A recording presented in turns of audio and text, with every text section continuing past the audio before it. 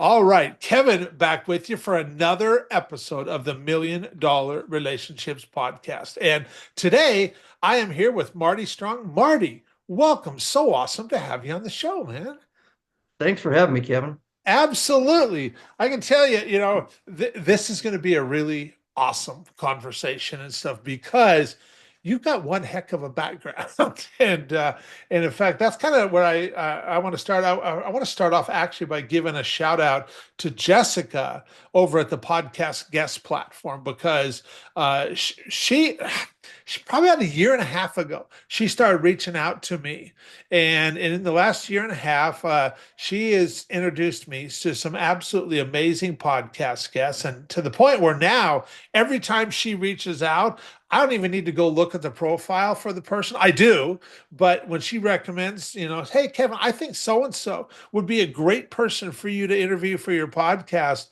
And when, of course, when she did that with you, Marty, I was just whenever she sends me that email now, I'm sold right away. I do go look at the podcast, your bio or what have you, their bio page on their website, just so I get familiar with it. But Jessica has just come to hold that kind of a spot in my life, and I'm so incredibly grateful and appreciative of her because, like I said, I have found some amazing podcast guests through here. So, Jessica, if you're listening to this, thank you very much.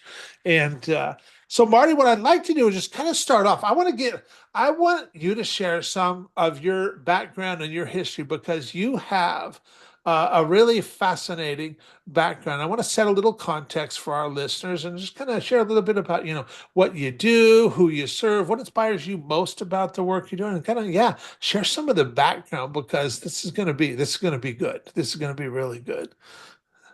All right. Well, I'm going to warn you. There's a little bit of a dichotomy here. I Okay. write books and give speeches on strategy and planning, and my life story is so nonlinear. It looks like I was just an idiot wandering from thing to thing. So, I was born in Nebraska. Spent a lot of time in other places because of my father working for the Department of the Army. So I was in Japan for 4 years as a kid. Later on, my parents got divorced. I ended up in Hawaii for a couple of years, and then I ended up back at in Michigan, Grosse Pointe, Michigan, where I graduated high school. And I didn't have a whole lot of opportunities. There wasn't any financial support to go to college or anything like that. So I used the Navy as my escape platform. And I joined the Navy officially when I was about 16 years old in an early entry program. And then right after my 17th birthday, I ended up in boot camp. So I wanted to initially be a radar air traffic control operator. That's what my father was in the Korean War in the Navy. And I went through that school for 17 weeks. And when I got my orders, they were all screwed up. And they said I had to report to underwater demolition SEAL training in Coronado, California the next morning. Wow. And because I was you know, still not even an 18-year-old with no rank, I was just told, their orders, do what they say, here are the tickets, go. And so I flew from Chicago to California, and my dad said, find somebody, find a chief petty officer and tell them what the situation is, and they'll work it out. So I found a master chief, which is the highest enlisted rank in the Navy, and he talked me into volunteering to be a SEAL. Wow. So, Wow. so there you go. 17 weeks of school to be one thing, and this guy has one conversation with me, and I go, sure, and I jump on a different train. Yeah. So I was enlisted SEAL for 10 years. I went to Officers Candidate School after I got my degree in business. I was an officer for 10 years. During that time, I got my MBA, and I did 20 full years in the Navy as a SEAL. Okay. When I retired, I went into the financial services industry, spending most of 8 years with United Bank of Switzerland as a portfolio manager. So I was basically handling high net worth clients and their assets and managing their money and buying stocks and other investments for them. A lot of planning involved in that, estate planning and things like that. And 9/11 happened, so I sold my practice and started to work for the government through a contracting mechanism, counterterrorism again, Okay. and then eventually ended up in Iraq for about 7, 8 months working for the government, and then came back and went to work for a government contracting company. So that government contracting company, I became an equity owner in it, and we ended up selling to the employees. several years ago to become an ESOP, an employee-owned stock-owned plan. And the underwriter said I had to stay to continue being a leader for at least 3 years. So I said, sure. And I'm still there 8 years later, 9 years later. Wow. And Wow. now we've spun out the original companies. We added some companies. We added a healthcare company during that. All the original companies have been spun out of the ESOP. And so now I'm running the healthcare company, which is the last company standing. Okay. And that's what I do as a day job. When I'm not doing Gotcha. that, I'm writing books and doing speeches. Wow. That that's a heck of a background. And so um what so with do you plan to stay on with the company now for what's your plan, what's your vision looking forward from here, Marty? Yeah. Well, I thought I was going to be out of the day job about 3 or 4 years ago. That's why I ended up writing the first business book. I'd already been writing novels for about 4 years before that. And I wrote the business book, being able to act as kind of my launch credibility platform. Hey, look, this is what I think about leadership in crisis and things like that. And then, not the COVID came in, and basically there was no way I could walk out and put somebody in there in the middle of that. So I ended up staying. And eventually, I was the CEO of the management holding group for all these different companies.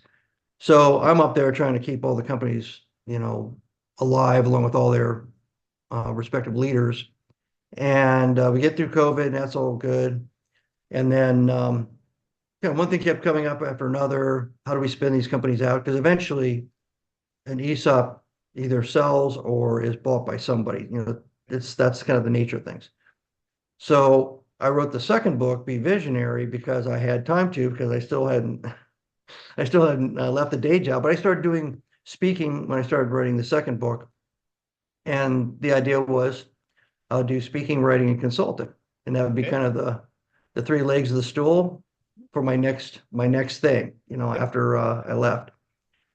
And now I'm kind of on a 18-month promise to the board that I'll stick around, make sure the healthcare company is up on its feet and running, and strong before I bow out. So I won't really be retiring. I'll just be shifting to full-time emphasis on those other three angles I mentioned. Mhm. Very good. So you got about 18 months more to go or thereabouts until you kind of, are you doing any of that kind of work like right now? Yeah, every Okay. day. Every day, huh? Yeah, Okay. every Okay. day. Yeah, I'm CEO of a healthcare company, and I have about 90 doctors and nurses, and there's about 18 or 19 staff, a whole layer of vice presidents and chief medical officers and all that underneath me.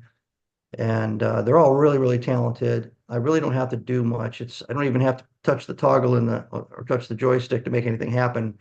They're usually all over it. I'm the emergency resource panic button guy. If something really weird happens, then they'll let me know. Okay. Gotcha. Gotcha. Very good. Well, okay.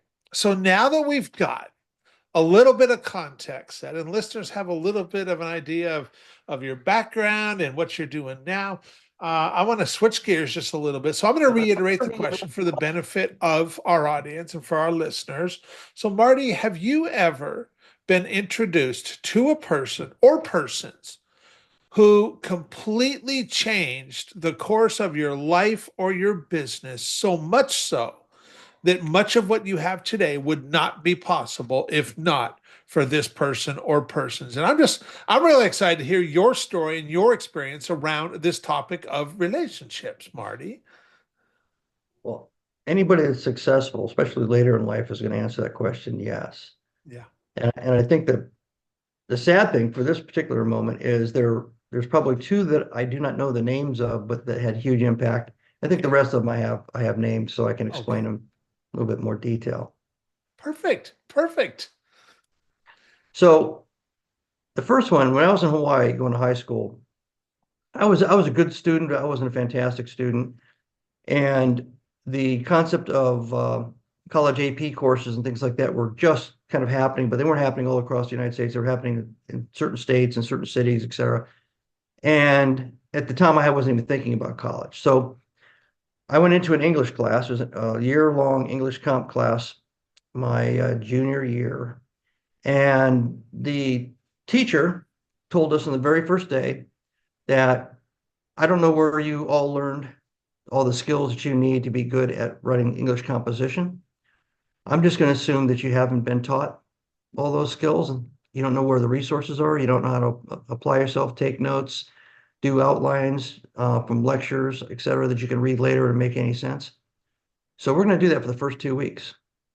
So for the first 2 weeks, he taught us a system of taking notes, and then he took us over to the University of Hawaii's library. And there was a person there that walked us through how to all the different resources of the library, a bigger library, not like the high school library. Okay. All the different ways you could put in for requests for research data, and they'd find it for you, and all kinds of crazy stuff. And I found that years later, I mean, I became a really good student. And in retrospect, even when I was in the Navy taking courses, it dawned on me that the reason I was so good at test taking, the reason I was so good at capturing the essence of a lecture was because he taught us how to do that in that 2 week period.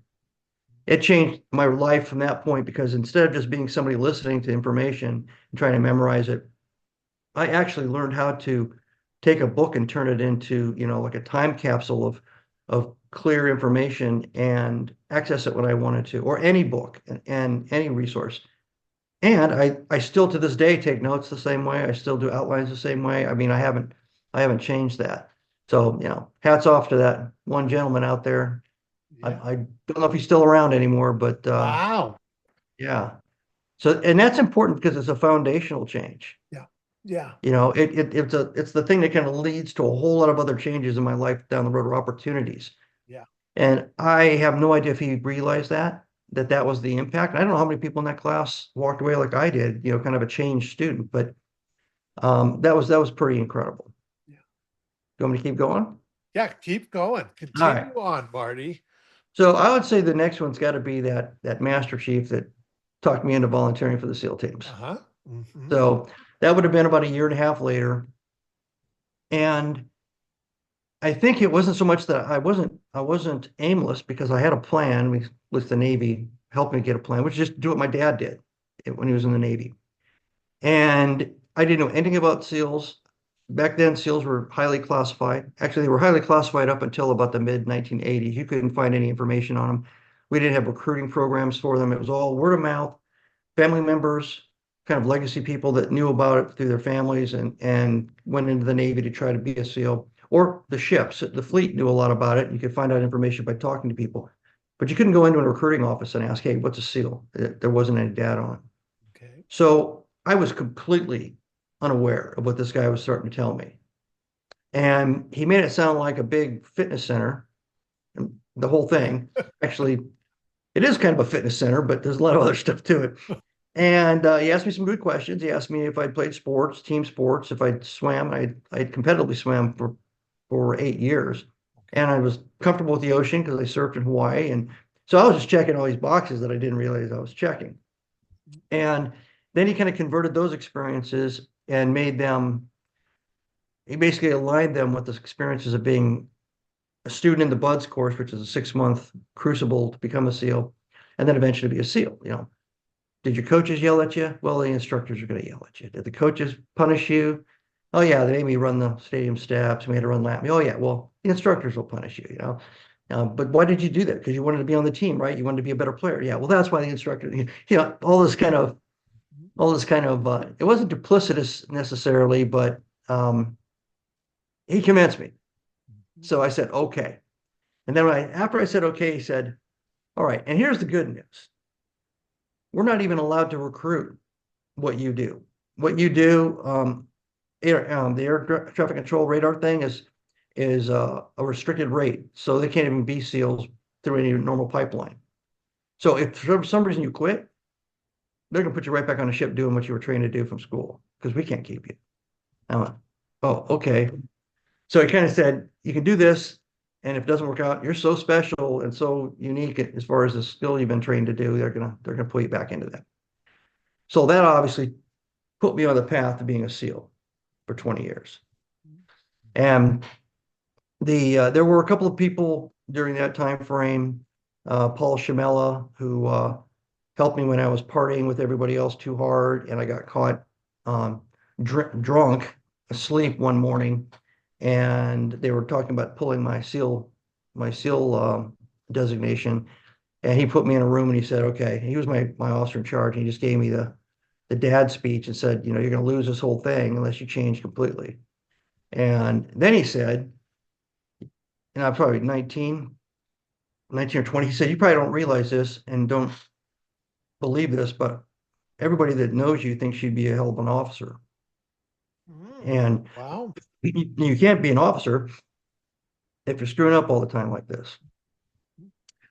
So that put the officer thing in my head. And there was another gentleman named Dick Van a year later who I was on a special program and I had lots of ideas. And he said, "Let's put them down on paper." So I was put them on paper. He taught me how to write up as like a thought paper, Navy style thought paper. And next thing you know, what I put on paper, he submitted under my name as a second class petty officer, and it was approved by a Navy captain in charge of all the East Coast SEALs. So suddenly I realized that using my brain, applying it in a logical way to a document, laying out kind of the summary, the concern or challenge, and then the solution, it bypassed rank, it bypassed education, because if it was a good idea, you could have influence. Yeah. Yeah. So those two naval officers were probably the biggest, foundational changes in the way I operated. They gave me the idea that I could be an officer. I started going to school right after that first conversation, after the drinking incident, and it took a long time. It took like 6 years just to get a couple of years of school under my belt. I went back to Buds as a chief petty officer and as an instructor of the first phase of training. That's where Wow. Wow. that's where half the class, 2/3 of the class basically quits. Uh-huh. That's the first 9 weeks. And they have Hell Week in there and all that stuff. And went to school at night, we had a couple of kids born in that 2 year period. And went to officers candidate school at the end of that and became an officer, or a cake eater, as they say in the, Okay. the military.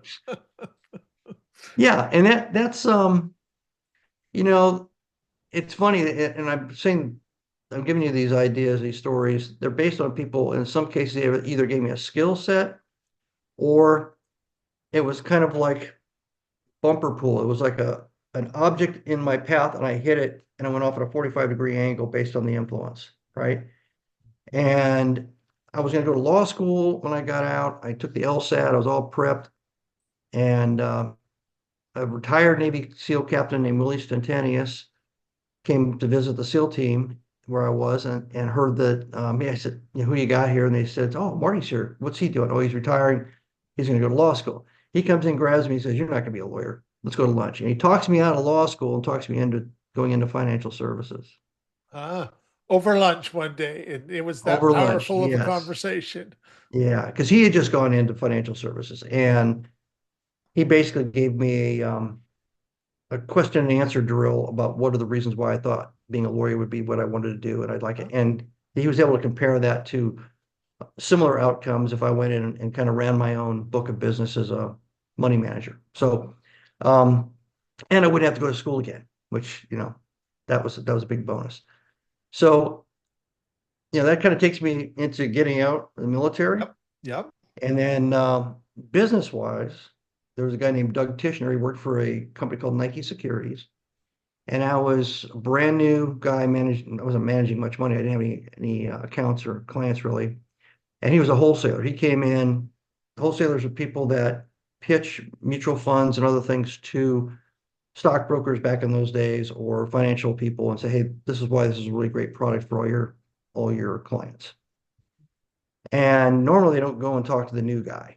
So he walks back, sits down, asks me how I'm doing, asks me what I'm doing. So, well, I'm pounding plastic for Jesus. I'm cold calling 8 hours a day. Um, I'm cold walking, knocking on doors of businesses. And he said, "Well, do you feel comfortable speaking in front of people?" And I go, "Well, yeah." He goes, "A lot of people?" I said, "Well, how many?" He goes, "I don't know. What's the largest crowd you've ever spoken?" I said, "Well, I was the regimental commander at Officers Candidate School when we graduated, and I had to give the regimental commander speech to 1,400 people." He goes, "Well, that'll do." Mhm. And I said, I taught, everybody in the SEAL teams teaches. He says, okay, so here's what I'm saying. You should try to grow your business doing seminars and we'll support you. We'll help you out. And so he taught me how to do seminars, the whole package, the marketing, the drip campaign before and after the seminar. So you get all the juice you possibly can out of the seminar. And on my very first seminar, I got 17 new clients, bigger clients than I had to that point. And years later, I mapped out kind of the Kevin Bacon 6 degrees of separation drill and figured out who I got as additional referrals from that original 17. And it was hundreds of incredibly great clients. Wow. So he turned me from a guy calling strangers and irritating strangers, knocking on their doors, to somebody who was competent at presenting all the information, coming across trustworthy, and I grew my business. And that, I was in that business for 8 years. So yeah, Doug Tishner was huge, had a huge impact. So I'm curious. I know you're going to move on, but I'm just curious, really, in regard to that. Did you ever do any outside advertising or marketing for that business, or did it become by referral only, essentially, at that point? I think it's still the same somewhat. You're controlled on what you can put out. The Uh, materials, the collateral, the promotional ideas are all controlled by internal legal because there's yes. SEE, SEC, Security Exchange Commissions, rules, regulations about what you can say and all that. So like you can't promise. And so everything's got to be scrubbed. You can write up your own text. You can come up with your own ideas, but you have to throw it through the lawyers Mhm. and it comes back and it looks like a Kennedy assassination document. It's all screwed up and blacked out. And so what I've they heard do is, stories about that from people in the financial services space for sure. yeah, Yeah. yeah. And when I was doing it, you couldn't email anybody. That was considered equivalent to a written communication, and written communications had to be reviewed by a branch manager level person for all the same reasons, Okay. which kind of puts you down to face-to-face meetings and phone calls Mhm. and seminars. Mhm. So seminars ended up being a great way to do it. I used, this was Doug Tishner's idea. I used wedding style invitations in kind of an off like cream colored that had the RSVP envelopes and cards in them already. Okay. He said put real stamps on them and have somebody with really good handwriting handwrite the addresses and everything. And because our response rates on those things are like 65%. If you just run it through a mail machine and all that, response rates are like 7% because Big people don't want to throw them difference. away, right? Yeah. Yeah. Actually, we're using that with the healthcare company, and it's an old idea, but guess what? It cuts through the clutter, it Yeah. cuts through all the social media spam and all the rest of the Yeah. stuff, right? And Yeah. they open it. Yeah. So yeah, so by doing that, that became my number one kind of overt mechanical marketing promotional communication tool was the Okay. invitations. Yeah. Yeah. And by extension of that, I can hand out things about products or other services, et cetera, at the seminars, but I got them to the seminars rather than just sending it out in a big marketing, advertising, promotional campaign and hoping it Yeah. returns something. Yeah. Okay. That's awesome. That's awesome. All right. Continue on. Well, business wise, at that point, after 8 years doing that business, I really hadn't applied much of my undergrad or my graduate degree business experience. So I wasn't in a big corporation as part of an architecture. I didn't have, direct reports. I didn't have, it was a different kind of world. I was more like an individual business owner. I mean, eventually I had two employees working directly for me to help me with the business. And the shock was when I started doing the counterterrorism work and I eventually got pulled into a large company I mentioned that did government contracting and focused pretty much on anti-terrorism, counterterrorism. There was the architecture. There was what I studied. There was the marketing and production and manufacturing division, and there was accounting and and finance and all these things were real for the first time, and I was supposed to interact with them for the first time. So I realized I knew enough to not get into too much trouble. But what I didn't understand was I didn't have any functional understanding of it. I didn't know. It's like I was a football player without knowing what everybody else's job is on the field. I could see them there. They were dressed the same as me, but I didn't know what their role was Yeah. Yeah. truly. So I couldn't create a play and then leverage all their capabilities and skills because I didn't know. Yeah. So it took me a couple of years to figure that out. I had a few people that helped, did a lot more studying and talking to people outside of the company to try to find out, well, how do you talk to a CFO? Well, how do you do this? Or how do you get a raise? Or how do you get a bonus for one of your people? What's the best way to pitch somebody to do this or do that? Because it was all internal communications. And you run into the fiefdoms and you run into the different ways that people communicate. Because most real organizations, although they look like a beautiful architectural design, they're more like an ant farm, right? That's a good So, analogy. well, it's not mine. There's a woman named Faith Popcorn who wrote a book Oh, back in the 80s yes. called The Popcorn Report. Yep. And, Yep. and she used to analyze companies to try to determine, and that same thing with the Kevin Bacon deal. She would find these people that were basically 60% of the reason why things were getting done or critical things were getting passed to the right people. And her recommendations were like, you pay them $300,000 instead of, $65,000. Yeah. Because if you lose that person, this whole capability collapses. And she thought that those hot spots in that ant farm, they should change the way they compensate people because it was an impact compensation model instead of rank and Yeah. everything else, Yeah. tenure. Yeah. So I guess Faith Popcorn influenced me in some ways. Yeah, so I kept getting I was okay. I didn't really need a mentor through all that period. When um when I got to the ESOP thing, I felt like I had my game under control as a business leader. And the first thing we have to do in ESOP is you have to create a board. It's by law, statutory. So all of a sudden I had a board as a CEO, and I had never interacted with a board. I wasn't sure how to communicate to them. I wasn't sure how they were going to communicate to me. I didn't know what the frequency of communications were. And so the person in the private equity firm that was responsible for our company in their portfolio, a guy named William Hayes, Bill Hayes, Citadel graduate. He was a Desert Storm artillery commander. Great guy. He just kind of took me under his wing and said, "Hey, here's what we're going to do. Here's how we're going to shape this board. The boards can go different ways. A lot of it has to do with the personalities of the people on the board. Some people are detailed, some people are not. Some people like to talk out the issues. Some people want to hear checkpoints and bullets and stuff. And we might get all of them, right? And so you can't just do one flavor or the other flavor of communicating. You're going to have to communicate until everybody in that group is satisfied. And that includes follow-up calls and talks if they want that and everything. So he basically taught me and groomed me to be a CEO with a board. And also private equity is a whole different animal, dealing with private equity all the time because they have a different kind of a demand list of things they want to see all the Yeah. time. A lot of financial metrics that you wouldn't normally have to do as just a business owner. Yeah. So yeah, and I think I um I say something about him in the first book, Be Nimble.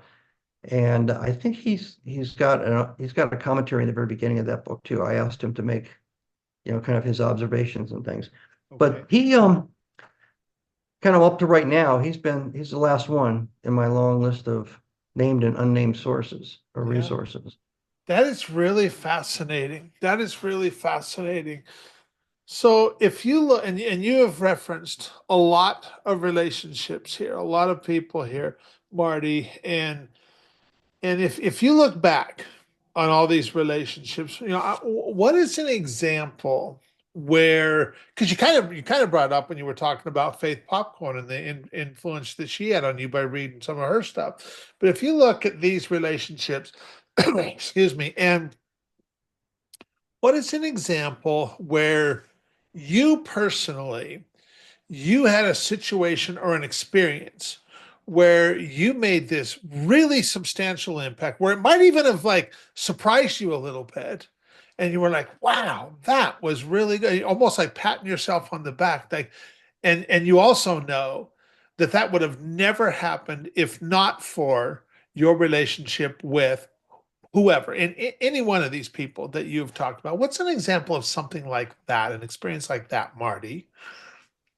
Um, so the best example of that was when I was in the Navy. I worked for a Navy captain named Tom Richards. Tom Okay. Richards, highly decorated Vietnam veteran. He eventually became the admiral of all the SEALs. He was my guest speaker at my retirement. Uh, Exceptional guy, incredible guy. Still with us. He's a good guy.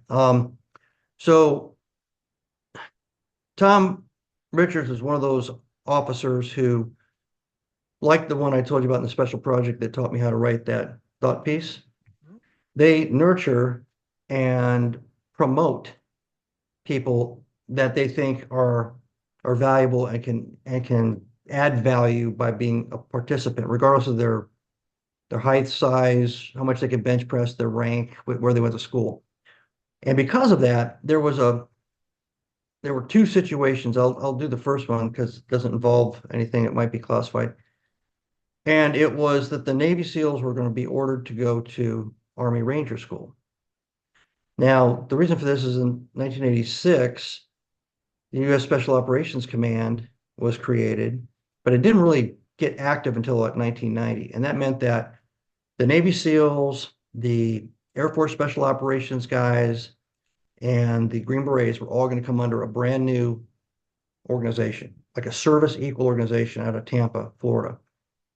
And that was to protect the special operations groups because in every war they were created, and at the end of every war they were dismantled and dismembered. And so finally Congress decided enough, and we're going to put all of them under an umbrella with their own budget, put a 4-star on top of them to protect them, nurture them, feed them, care for them, etc. And so that really, although it was approved in 86, when it really happened was about 1990. And that's when I showed up in California as an officer. And I'd been an officer for a couple of years at that point. And I was put to work in something called the Strategy and Tactics Group. And the Strategy and Tactics Group was just a little offshoot of everything that was happening in that command. The BUDS basic SEAL course was in that command too, but it was just one of many schools and courses going on. And the commanding officer of that was Captain Tom Richards. So he and I were both called up, not he and I, he called me up because I had come up with some thought pieces in this little group I was in, and he was impressed. He knew me from when I was a brand new enlisted guy. As a matter of fact, I met him the day I checked on board SEAL Team 2 when I just finished jump school, and I showed up and I was 127 pounds, 18 and a half years old. Wow. And he was the operations officer, and he was like a big power lifter guy. And he basically, he tells the story all the time because he said it looked like they were sending kids from BUDS to check in to be SEALs and stuff. So he thinks that's really funny. But um, he called me up to his office and says, "Hey, I want you to go with me. We're going to go down and talk to the admiral." At this point, the admiral in charge of all the SEALs. He wants me to come down and look at something. So we go down there, and the admiral shows him a piece of paper, and it's a message to him from the new command in Florida, saying that the commanding general has ordered that all SEALs, all Green Berets, go through the Army Ranger School, which is kind of like the BUDS Hell Week and all that. It's the crucible man test kind of thing. Then the Army saw it also as a leadership course. And they wanted everybody in USOCOM had to have the same leadership school. Okay. And the problem was nobody was exempt. So if you were a master chief with 28 years in the military, you had the Medal of Honor, you were supposed to go starve in the swamps and be chased around like you're an 18-year-old Army guy. And we looked at the admiral and we said, okay. And they said, what do you guys come up with an idea? And the first thing we said was, we're going to go out there. We're going to fly tomorrow to Fort Benning, Georgia, and we're going to go talk to the guys in charge of the school and get smart about it because we didn't go to Ranger School. And we went out there, and during the meeting with the head of the school and their senior enlisted guy, I'm just listening, and I came up with an idea, and that idea was to create a version of Ranger School that was going to be called a Special Operations Light Leader course, but it would have most of the stuff that Ranger School had in it, but we were going to amp it up. We were going to add to it. We were going to add more weight to the backpacks. We're going to add miles to the marches. We were going to also put things that were not in Ranger School, like swimming and other things. And we would basically put this out there because the Ranger School didn't have any room for us for the next 2 years anyway. Okay. But we wanted to do it in a way to demonstrate how stupid this was. because if we brought all these SEALs, like a 20 SEALs and four Air Force Special Ops guys who were like college, NCAA level athletes, right? And we put them there, and they're all expert marksmen in every weapon you can think of, and they're all, and we run around on Fort Benning. My theory was that they'll shut the whole idea down pretty quick. And that's what they did. We ran one course, and the admiral came back, and the admiral liked the idea, and he said, I want you to go and explain this idea to every commanding officer of every SEAL team on both East and West Coast. So I did that. And then I had to help handpick the superstars we were going to have in the class. And then I went down to Eglin Air Force Base in Florida to talk to the Air Force Special Ops guys. Same thing. And then we had the course, and I went there to kind of watch over it and everything. And when the course was over, we got a quiet, never mind from Tampa, and that was the end of all of us having to go to Ranger School. It was a man test, and it was a moment where we were either all going to be forced to be whatever the Army wanted us to be, or we were all going to be unique in our own separate ways with our own historical legacy ways of determining who would be good at the jobs that we did. Yeah. And I wasn't thinking that prolifically at the time, but it turned out that it turned a table on a lot of other categories where they were going to force the SEALs and the Air Force commandos into some Army format or Army framework. Okay. And I think that's probably the biggest, longest term impact I ever had. And it was because Tom Richards pulled me into it, and Tom Richards presented me to the admiral as this smart young guy who can come up with kind of out of the box ideas, and I ended up doing it. Yeah. Wow. Wow. Well, that was a heck of an example, Marty. Wow. Wow. Yeah, That's and most fascinating. most SEALs have not heard that story, by the way. It wasn't Wow. something we blasted everywhere. It's Uh-huh. Uh-huh. yeah. Wow. That is really fascinating. That is really fascinating. I'm really excited to get this interview out there. So, so well, okay. So now for anybody who's listening to this going, man, Kevin, I really like Marty. I like the way he shows up. And like you, I'm kind of fascinated by the stuff that he shared here. And maybe you've even got some folks thinking like, man, maybe Marty might be able to help us and stuff. So is there any, I mean, you mentioned a couple books, any resources, any websites that we can share with folks? Sure. So my main website is martystrong.com. Pretty simple.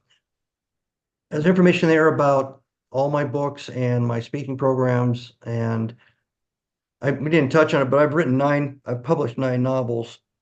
All the proceeds of the novels go to the SEAL Veterans Foundation, and I've earmarked it for supporting PTSD and traumatic brain injury. They have a Oh, program okay. specific to that. Okay. So I finished my 10th novel about 2 months ago, and I'm pitching agents right now. And then I've got 3 business books. I've got Be Nimble, Be Visionary, and on December 1st of this year, Be Different came out. Okay. So they're all basically mentoring kind of conversations and narratives. They're not hardcore textbooks, and filled with examples. Some of the things we've been talking about in a way, the comparisons between leadership or certain kinds of relationship communications, handling stress, challenges, etc., or personal development or group development in the SEALs and in business, and kind of back and forth. But it isn't all heavy on SEALs. It's probably 80% business experiences and 25%, 20% SEAL stuff. Okay. Okay. So, but you can get access to all those. They're on Audible. All the books are on Audible Okay. too, so you can Okay. hear them. But that's it, martystrong.com. Perfect. That's it. That's the mother lode right there. Well, there you go. There you go. Well, I really appreciate you taking the time to have this conversation today. Any last thing that you feel compared to share before we call it a wrap, Marty? Well, because you brought up it's your standard approach to ask about people that influenced you in your life and all that. I've had people come up to me, and my wife's always kind of shocked that I don't know who they are after they walk away, telling me that I was one of those people. They see me, they haven't seen me, they bump into me, they're much more senior.